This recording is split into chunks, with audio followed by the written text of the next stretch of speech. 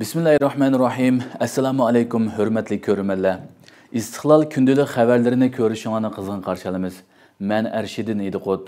Tövəndə vatanimiz Sharqiy Turkiston va dunyo kun tartibiga aloqador muhim xabarlarni huzuringizga sunamiz. Qani diqqatinglar ekranimizda bo'lsin. Trump yangi vazifa muddatida tunji qatim Tayvanga qurol setish qarori chiqardi. Amerika hukumati 13 noyabr Tayvanga 330 million dollarlik urush aeroplani zapchaslarini setish qarorini tasdiqladi. Bu prezident Donald Trump Aqsaraga qaytib kelgandan buyon Tayvanga tunji qatim harbiy qurol setib berishi hisoblandi. Amerika ovozining bu vaqtdagi xabarida bildirilishicha, Tayvan tashqi ishlar ministrligi tunugun qurol setish masalasini muayyanlashtirgan bo'lib, Amerika hukumatidan rasmiy uqtirish topshirib olgan. Tayvan Mudofaa ministrligi qurol setishning bir oydan keyin rasmiy ishga oshirganligini bildirgan.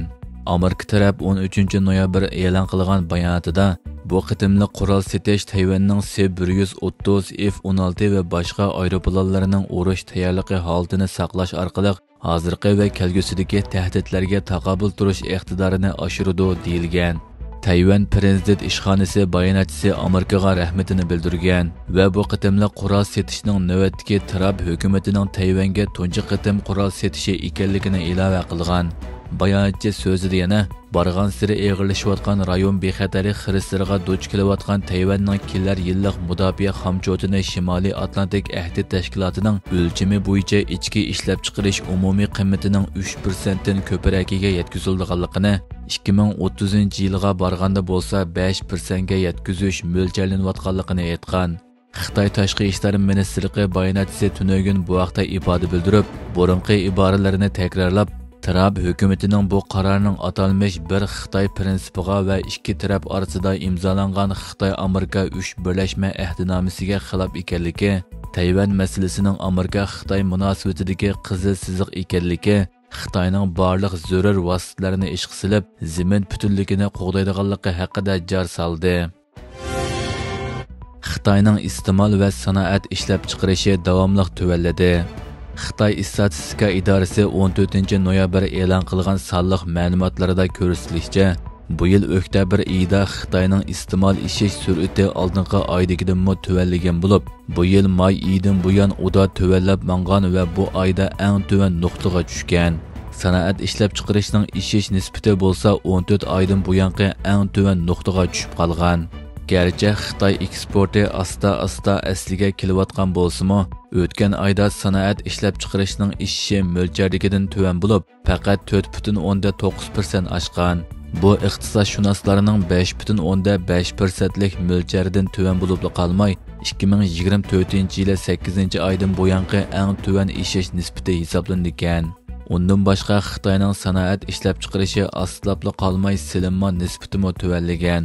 Aloqador xabarlardagi analizlarda Amerika bilan Xitoy o'rtasidagi savdo jiddiychilikning qayta kuchayishining Xitoy iqtisodiga besim ilib kelganligi, Xitoy iqtisodining tez sur'atda asliga kelishi ehtimolligining tuvanligi o'ttirg'a qo'yilgan. Undan boshqa uzun yillardan buyon Xitoyda izchil davomlashayotgan uy-mulk bozori krizisi va yoshlarning ishsizlik masalasi mu Xitoyning saqaymas bosh og'rig'i bo'lib qolgan. Xitoy fuqarolarini ogohlantirdi. Yaponiya yangi bosh vazirining Tayvan to'g'risidagi so'zlari va Xitoy konsulining tahdid bayonlari sababidan Xitoy-Yaponiya munosabati yiriklashayotgan bir vaziyatda Xitoy rejimi fuqarolarini Yaponiyaga sayohatga bormaslik to'g'risida ogohlantirdi. Xitoy elchixonasining uqtirishida yaqinda Yaponiya rahbarlari Tayvan haqida ochiq-oshkora ig'vogarchilik xarakterlik bayonotlarini e'lon qildi. Bu ahvol xalqlar o'rtasidagi aloqa kayfiyatiga og'ir ziyon soldi.